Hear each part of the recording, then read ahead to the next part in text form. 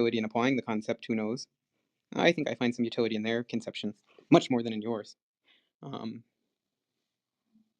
Yeah, So, but yeah. I don't know. I don't really understand why you're telling me this. Well, I feel like it. I don't understand why you told me that, but You guys asked me. no, I didn't ask you whether or not you knew whether I was telling you why I was telling you this. And I was invited to speak on this just as much as you were, by Truthy. I mean, I just sort of view it as it's usually not the case that someone else is speaking gibberish in cases where you don't understand what they're getting at. But what am I Now, supposed to like debate that? I don't get it. Am I supposed to debate with you about who has the right, who's drawing the right inferences from their experience, or I mean, I just don't get it. I'm stating my view. You can sit there quietly all you want. Yeah, but are you You're being stating it to commented on, me? Jack. Are you stating it to me?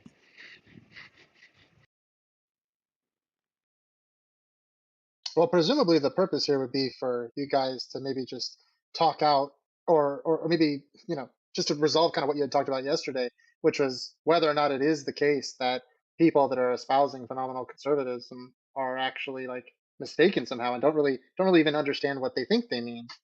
Ethan seems to think that that's not the case. You seem to think that that is the case, and obviously you've got your reasons. Your reasons would probably be interesting. I don't think it's very interesting to sort of like have a discussion about other people's psychology when it comes to things like confused concepts and sort of like what the inferential basis is for coming to those judgments, right?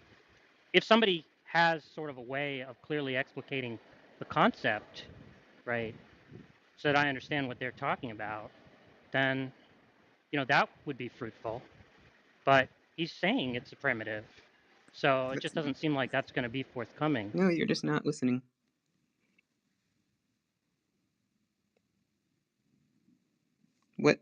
Yesterday the explanation I gave was basically one example of an explanation of a concept in this neighborhood that isn't just invoking some kind of justification, invoking an inference as a justification, is basically just using justified or unjustified as honorifics, right? Basically, it's like a praiseworthy state of believing versus a particular type of contempt-worthy state of believing. And it's sort of the belief equivalent of fiscal prudence is epistemic prudence, right? That there's some responsible ways to believe and some irresponsible ways to believe. And so there's nothing about that that's synonymous with providing inferences. You could have a theory of prudence that is solely given in terms of inferences, but then you just have a substantive dispute with someone, or maybe just a slight conceptual difference in terms of your understanding of epistemic prudence. But it's just, I don't see what's so difficult for you to wrap your head around when someone's saying, yeah, I have this notion of epistemic responsibility that's sort of like my notion of fiscal responsibility, and I apply this honorific of justified or unjustified to certain beliefs or to certain systems of belief. And so that's what I'm using justified to be. And that has a certain interface with my second order desires. Often I want to make it to where my beliefs are more responsible, and it disciplines how I dole out praise and blame to others for certain states of believing. And it is interlinked, though not necessarily interlinked, and there's some exceptions, with other notions that I have, like truth conduciveness or what have you. I mean, I just don't see what's so beyond you about that. I don't understand why we would call those epistemic norms. Okay, you don't understand why talking about so epistemic it just means relating to knowledge, right? And we're giving the criteria for what we're giving an account of justification, right? Their concept of justification, which they're going to take to be criterial for knowledge. So you don't see why we would call it epistemic? I don't understand what the sense is of calling it epistemic is if it's not tied to what's truth conducive. That's the part that I don't understand. Well, because it relates to the justificatory status of beliefs. Again, I don't really understand what you mean by justification there. I just gave you an explanation. Now you can say, that's not how I use justification, and since that's how I use it, and that's also how I use epistemic, then I don't like that you're using the word differently, because you have a different concept that you think is relevant. Okay. Why would anyone care that you say that? I don't don't really understand this. Like, I'm telling you I don't understand because you asked me. I'm not asking you, but let's get clear on a second point, which is you're making some claim that I don't know what I'm talking about. And now your criticism turns out to be on inspection. You can perfectly well understand what I'm talking about. I wouldn't press the claim that you don't know what you're talking about, right? Like, if you ask me my opinion, my assumption is that there's some confusion there, right? But if you want me to debate that point, I'm why not would that be asking an you to interesting debate it. thing to do? You just told me that it seems like I have a perfectly clear, intelligible concept that I can get you to empathize with to some extent. And then I'm saying I'm using this word epistemic in relation to that concept rather than in relation to your concept. As it turns out, many other people on the planet do. I don't really understand what it is that you're picking out, right? If you Okay, think that's not interesting, I don't understand why you're asking me. I'm not asking you anything. How many times do I have to Okay. repeat it? Okay. I mean, you made a claim and you don't want to press it. I guess you don't want to justify it or I mean, something. It's what you're saying. I was asked my opinion, right? But I don't Right. see And what now would be I'm the saying why I point of disagree. trying to. And you can sit there Okay. quietly and listen to me tell you why I disagree. I'm not asking you to respond. But why are you telling me why you disagree? Because I feel like it. Because maybe if you were like most normal people, if someone came and criticized your view, you'd be like, huh, that's an interesting point. Here's why I disagree. I'll offer further reasons. Or I think you're making an error in reasoning. Or, oh, that's a good point. You persuaded me. This is very normal human behavior. What's abnormal is saying when someone says, hey, you just said something, here are the reasons why I disagree, saying, why would you tell me why you disagree with me? Why would you even bring that Yeah, up? but I don't understand why you think that I'm interested in having this discussion. Like, I just don't I get don't it. think you are. I'm telling you it's okay for Okay. you to shut up. Yeah, but for some reason you want to tell me things, and I just don't understand why. I just explained why. I know you don't You understand, want to and it seems like tell your faculties somebody. of comprehension are a little bit different than most people's. But that's irrelevant. Why do I want to? One is that I want to clarify to everyone in this room Oh, that okay. Well, that's fine. when you go around saying that phenomenal conservatism is unintelligible, you're just sort of talking out your ass. You go Well, around that's saying fine. that when you go around saying that phenomenal conservatism is unintelligible, you're just sort of talking out your ass, right? But what do you mean And by then, out of my ass? I mean, I don't think you have. There's no substance to it Why would you think that? because I've seen you grope at an attempt to justify it, and then you've retreated to saying you don't care about justifying it. When have I groped at an attempt to justify it? Really, I'm not going to rehash the conversation. If you don't recall when you tried to offer reasons, then Well, that sounds to me like you're mischaracterizing what happened. okay. Why are you telling me that I'm mischaracterizing what happened? Might it You be that when just you said disagree that with I was someone, talking out of my ass. yeah, and you said that I didn't know what I was talking about. You said you think I'm confused. Well, I mean, I'm not interested in pressing the point that you're And I'm not confused. interested in pressing the point that you're talking out of your ass, okay? So now are you done? Or what? I Well, just don't no, understand but this see, the approach. difference is it's not like I'm saying, oh, do you think I'm talking out of my ass, right? Like, I just take that to be like some kind of aggression, which I don't really understand. I just take it to be I take it to be synonymous with saying that the other person doesn't know what they mean.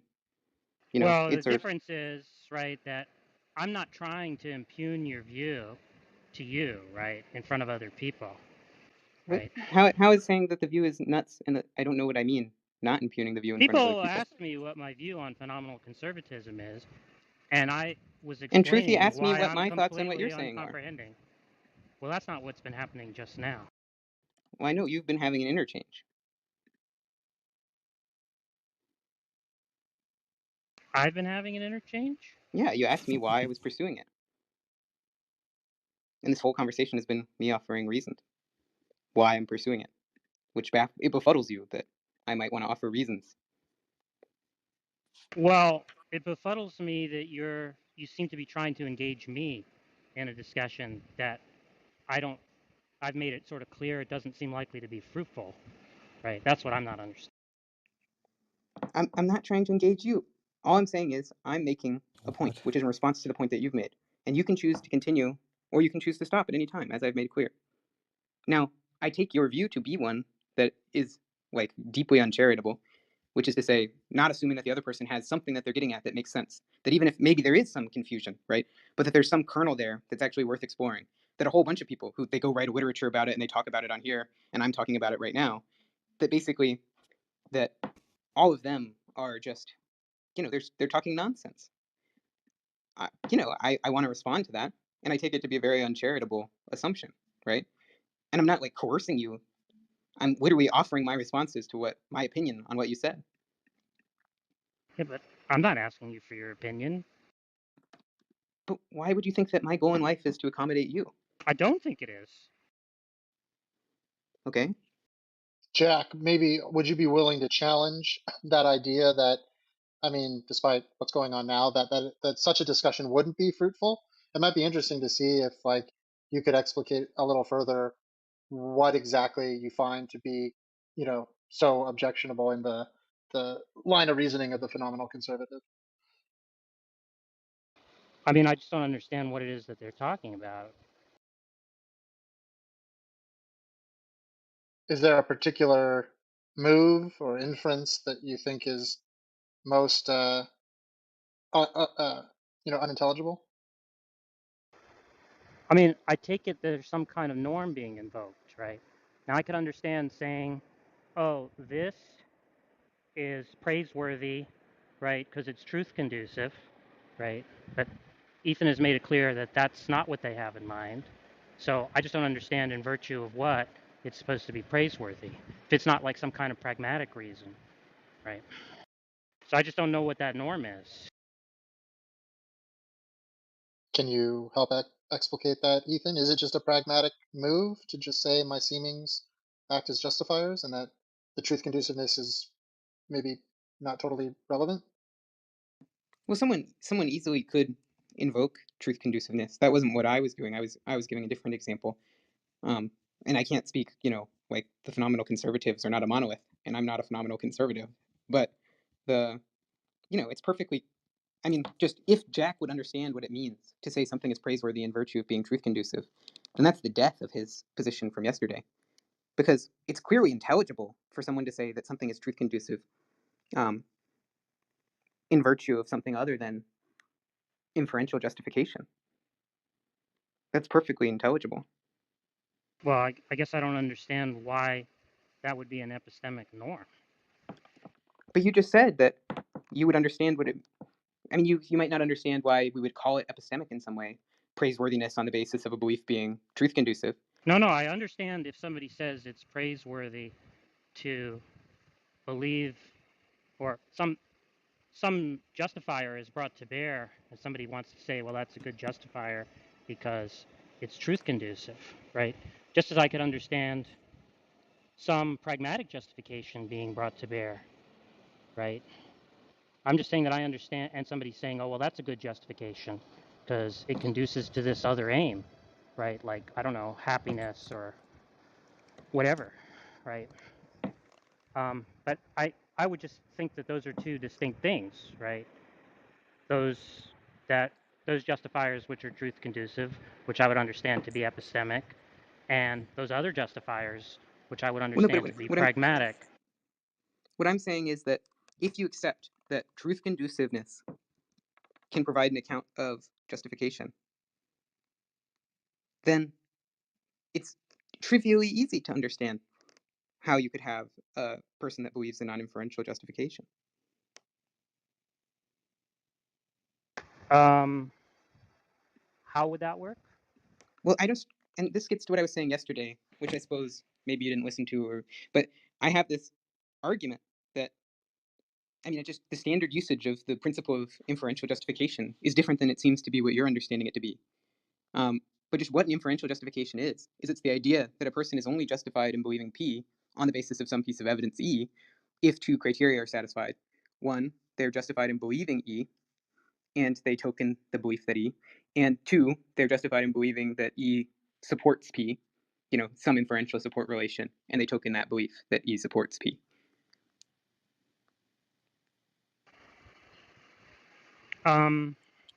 So I'm just trying to understand how this works. So I ask somebody for a justification. Somebody says, I think it's raining outside. And I ask them why. And they say, because it seems to be true. Is that the idea? I don't understand. It just wasn't well formed. I'm asking why it is that they believe that. I'm sorry, I'm Okay, asking them that's what asking for a justification psychological explanation. I'm asking them what justifies their belief. that it's raining outside. And what And someone they who say believes it in seems to non-inferential be justification true. is going to say is they may not know what justifies it, but it could still be justified despite that. And that's because it's formed in a truth-conducive way. But I guess, oh, you're talking about something like externalism, Well, that's like one having example where reliable that's one belief-forming that's one faculties. example that's one example where your claim that you can only understand views where justification is an inference. That's one example of where that obviously breaks down if you're willing to accept truth conduciveness. Yeah, I don't have a problem with people talking about. I don't have a problem with people saying that um, that like a chicken sexer has a justified belief, right? Non-inferentially. I just understand them to be talking about some other notion.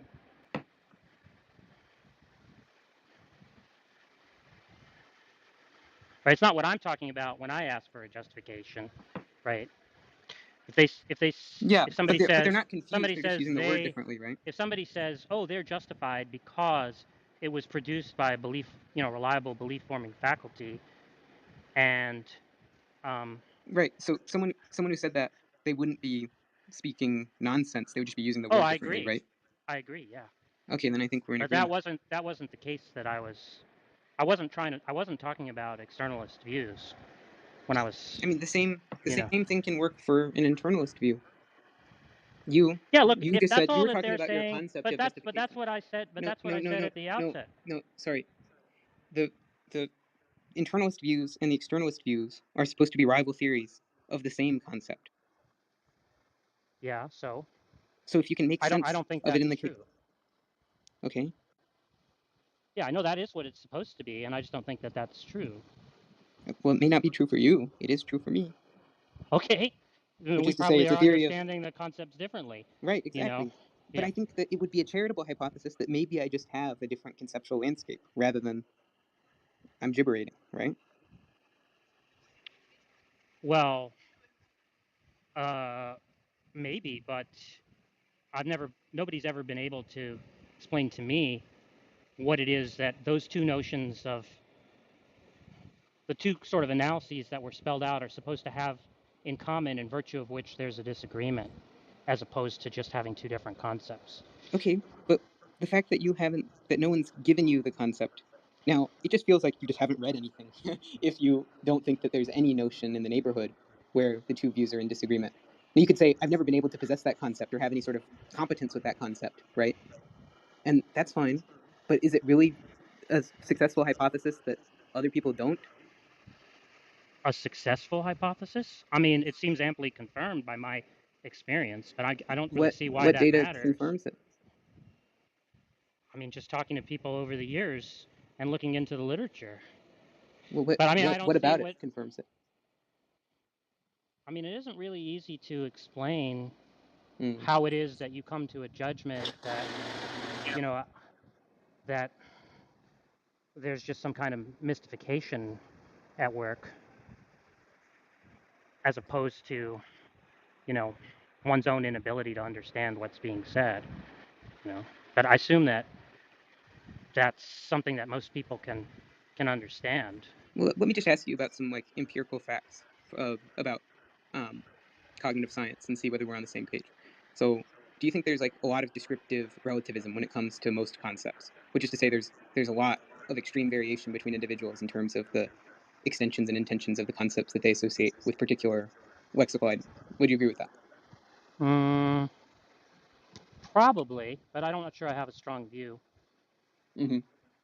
And do you think that there is been observed like conceptual diversity between, especially between individuals across cultures, but also within cultures?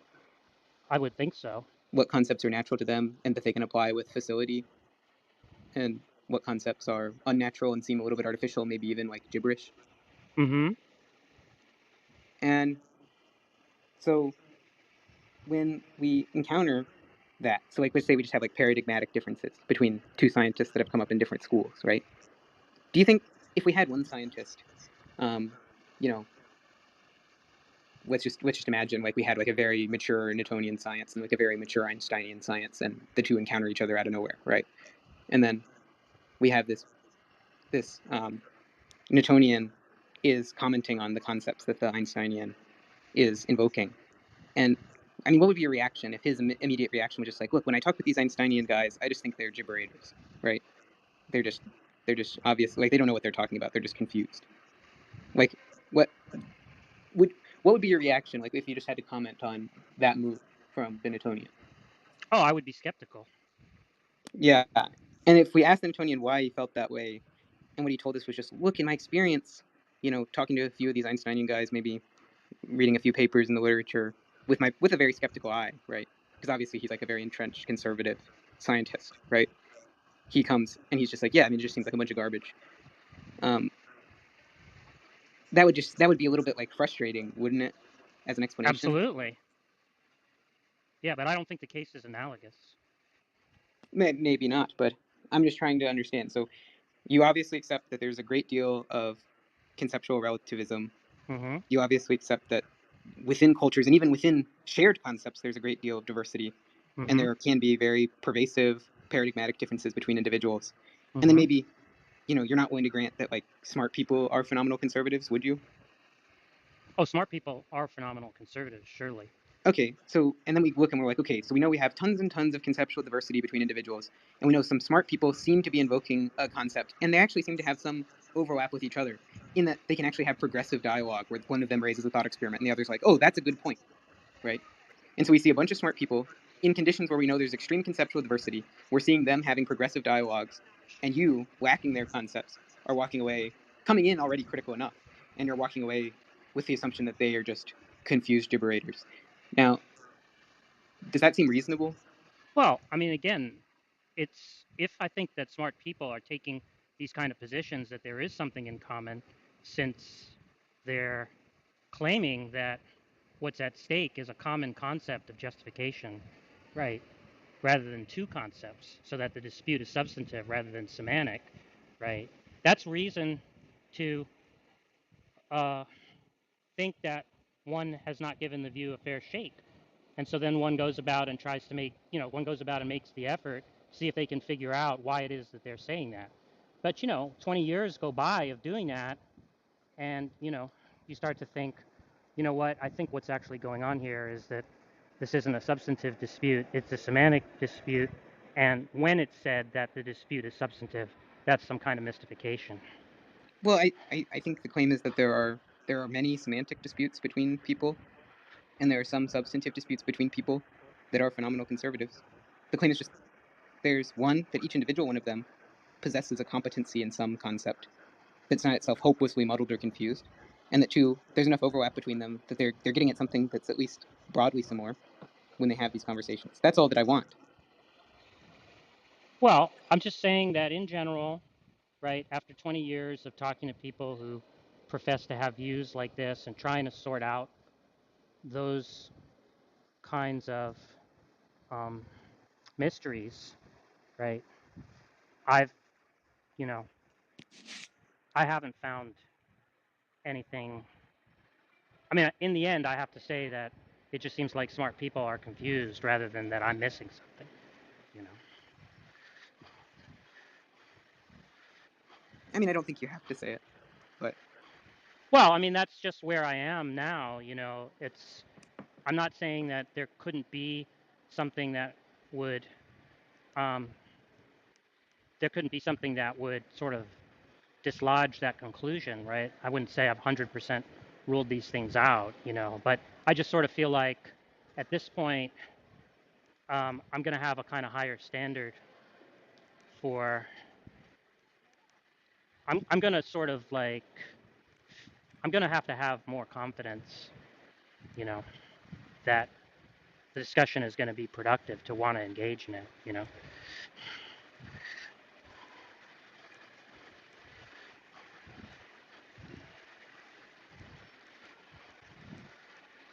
But I mean, I don't think I'm alone in thinking this. My guess is if you talk to Detroyer, he would say the same thing. oh, no way. I talked He, to him about the view. oh, He really? found it perfectly sensible. Because he's told me that he thinks that the dispute between externalists and internalists is not substantive. He thinks that when people talk about, um, you know, whatever, the chicken Well, no. sexer cases and I stuff. think you might be misunderstanding my point about internalism versus externalism. So one thing that's worth noting is that let's just put aside the issues about disagreements between individuals, where the degree of conceptual relativism is just going to be a huge issue. But let's just take within an individual. Here's what I'm claiming makes sense to me, is that I have a concept of justification, and then I can offer different theories of justification, some of them externalist and some of them internalist. Now, ultimately, it's just going to be an analytic truth, right? That one of them is right and one of them is wrong. That's going to come after inspecting my concept. So in that sense, it's sort of a purely semantic dispute. I'm perfectly willing to grant that. But then there's another sense in which it's still very much that they are both theories of the extension of justification, or in some cases the intention of justification, depending on exactly how you're cashing out the view. That they're still theories of the same thing. They're both invoking the concept of justification, and they're both theories about the concept of justification. So they're theories of the same thing for me, in terms of how I deploy the concepts. And then we go further. But Well, I mean, I'm just saying that what Detroyer has said, right, which I am in sympathy with, right, is when he gets asked, are you an internalist or an externalist, right, he says, I don't think it's a substantive dispute, right? So when people talk about the chicken sexer cases and call that justification, they're just talking about something else than when I use the term justification, yeah, that's right? perfectly fine. I would accept that as a theory of you. Now, the thing that Detroyer will do is he will take my side in the things that are actually disputed between us, which is that he understands what I'm saying. He just doesn't use the word that way, but he finds it perfectly intelligible. And he also just sees the motivation for why people would call it justification too, what the overlap is between that and other uses. And so like he's 100% on my side in the dispute between us on this issue. Yeah, well, I'd be interested to hear what he has to say about it. Yeah, I mean, there's a distinct possibility that I'm wrong, that he'll take your side.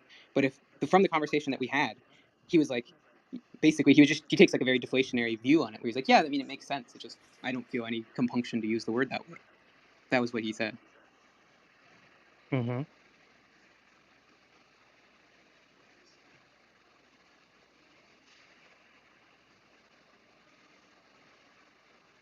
Oh, he's here. Hey, Detroit. I'm trying to see if I was characterizing you correctly.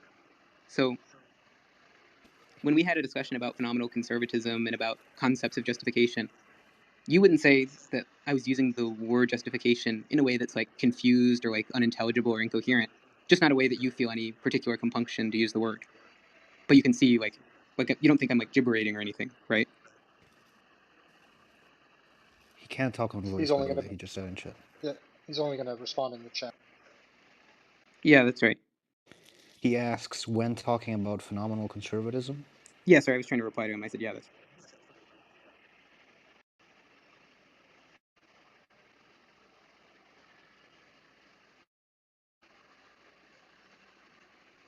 okay. He says, yeah, I think it's intelligible. Yeah, so I'd like him, when he can talk on voice, to tell me how he understands it. Detroit, maybe you can give us some brief understanding of why you think it's intelligible. No, his objection is to the use of the word justification